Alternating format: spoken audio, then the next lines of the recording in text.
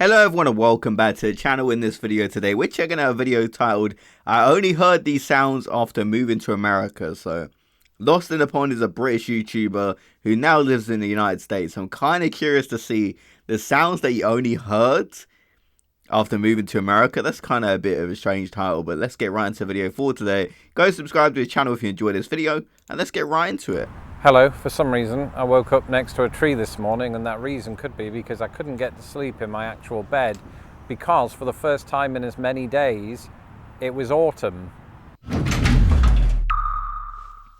And that meant that my bedroom was completely silent, and you might be watching this thinking, I'm really confused right now, and if you are, that you could be British. Because in America, for the most part, your bedroom and most of the rooms in the house, especially in the summertime, are not silent. There's this little thing called white noise. And white noise is this thing that seems to permeate American society in general, and something that Americans tell me that they can't do without when they go to bed. And for me, it's the other way around. You know, in Britain, I grew up with just really quiet, peaceful bedrooms, with the exception of my dad snoring in the next room. I sort of got used to that for 26 years. I got used to this sort of just, I don't know, this general silent ambience. Is that even a thing?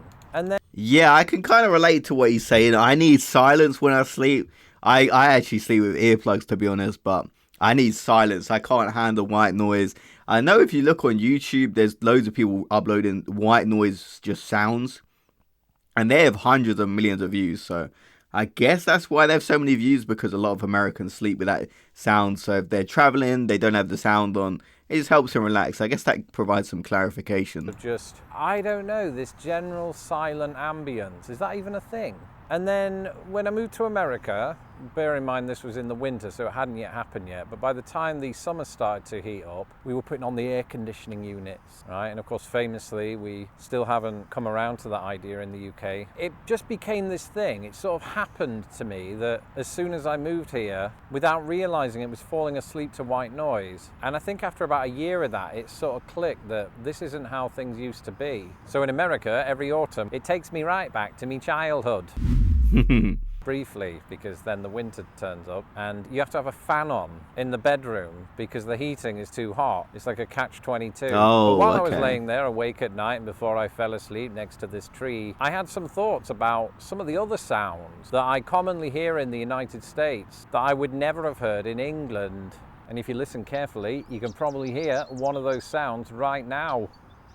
That is, well, North American bird species, most likely anyway, because in the UK, the bird that you would hear most commonly is a wood pigeon, because it makes that really distinctive sound all across most of Europe, I think, and it just goes whoop, whoop, whoop, whoop, whoop, whoop. I realise I'm making bird sounds in public. Here, you don't really hear that sound very often because wood pigeons aren't native to North America. And instead, you'll hear the sounds of many birds. I mean, here in the Midwest, you've got cardinals, you've got the red-winged blackbird, you've got... So to interrupt, I do have to say, I don't really know the difference between bird noises, but sometimes I get birds early in the morning outside my window, and they kind of sound like the ones in the video. So I don't know if I agree with this point, but I may be wrong here. Got mourning doves, which of course comprise about 33% of my own family. And so the general bird ambience differs greatly between Britain and the United States. And of course, America, being the giant country that it is, boasts a stupid amount of birds and an amount of stupid birds, but that's every country. And, you know, the noise or the sound, the ambience that they produce differs immensely depending on where you are in the country. So I can only speak for here. I've seen a cardinal sitting outside of my house on a telephone wire dropping a massive but all the time chatting. So if you are the sort of person who's really into birds, which is all English people once they pass the age of 40, then if you move to America, get yourself a bird book. Do those things still, I don't know if they exist, but look it up on the internet, which birds are in your local area. And then what about the sound that you hear at a zebra crossing / crosswalk? Again, those differ all throughout the United States. Where I live, you hear things like, the crosswalk sign is on, the crosswalk sign is on, the cross... Oh yeah, we do not have that. Mate. And I've been to places here where it almost sounds like a machine gun, like... Right, which really makes you want to run across the road, so at least it gets its job done efficiently. But it is mildly terrifying. In Britain, I can't really remember how it goes. It's something like beep, beep, beep, beep. Probably making that up. producers, can we look up what it sounds like in Britain? Yeah. Over the last And 2 then you have years, to walk one really sound that fast to I've get heard across. commonly here in Chicago is my cat, but also tornado sirens. Tornado sirens go off when we're put into a tornado warning, and that's when we have to go down to our basement, get away from all of the windows, and just sort of stay put until the local authorities tell us that we can leave. In fact, my cat is well drilled in this by now. And you might be thinking, ooh, Lawrence, why are you including tornado sirens and not tornadoes themselves? And the reason is simple, because while tornadoes might be devastating when they do in fact strike, Americans are likely going to hear more tornado sirens in their life than they are tornadoes. And come to that, Britain isn't itself without the odd twister, and I'm not just referring to the sweaty board game. As a matter of fact, England experiences more tornadoes per square mile than any other country on Earth. It's just that none of them are strong enough to feature in films with Helen Hunt. So Yeah, we don't have the type of tornadoes that I've seen, because I reacted to another video about the British versus American thunderstorms, and the sirens, we do not have the sirens, and then nothing like, we don't go in a bunker, we don't do anything like that.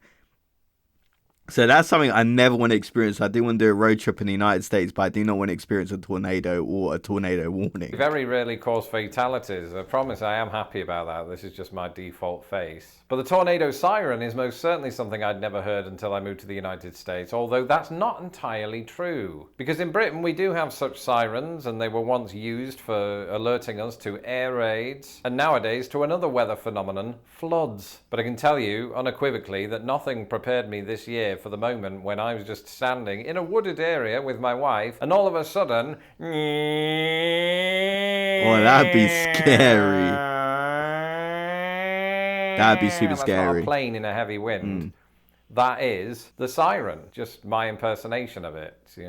And it was deafening. It was deafening. I genuinely thought the Germans were coming until I looked at my calendar, realised it was an invisible watch, and that it wasn't the 1940s. So perspective is everything. I mean, it's always nice when you can just sit there and say, thank goodness it's just a tornado. Anyway, normally when we're hankering down in that shelter, otherwise known as the basement, you do find yourself morbidly listening out for that whoosh sound, right? Or at least I do. But most of the time, all you're left with is crickets. Not literally, that would be weird. Although it does bring me on to another point, crickets. I'm not talking about the sport. Of course, we hear that all the time in the English summer, not so much here. But crickets, the insect. I've talked about these before, of course. The sound that they make is very prominent on this side of the ocean. In Britain, we don't have that ambience, and it's a blooming shame, because it's a very relaxing sound. See, I've kind of experienced that noise in the local park.